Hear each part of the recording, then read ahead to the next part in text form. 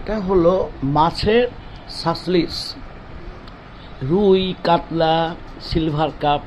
আমার একটা 6 KG silver cup ছিল, ওটাকে আমি ছোটো ছোটো করে কেটে ম্যারিনেট করে রেখেছিলাম একটু কাবাব মশলা দিয়ে বা তন্দুর মশলা, ভিনেগার, সয়া সস, ভিতরে কিন্তু ক্যাপসিকাম আছে ভিতরে আর পেঁয়াজ। এটা কিন্তু ভাজতে হবে তাওয়াতে অল্প তেলে, একটু খুলে খুলে যে একটু সাবধানে ভাজতে হবে। উফ, খেয়ে দেখলাম খুব মজা। টমেটো আছে, আমি নামানোর সময় টমেটো সস দিয়েছি, আরও খেতে মজা হয়েছে একবারে। সসটা দিয়ে উল্টে ফেললাম।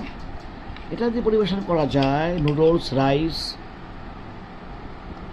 মতো। মাংস দিয়ে করি, মাছের একঘেয়ে মাছ না কীভাবে পরিবেশন করলাম। এমনিও খাওয়া যায়, একটু বেসনও দেওয়া আছে, যখন তখন পরিবেশন করা যায়।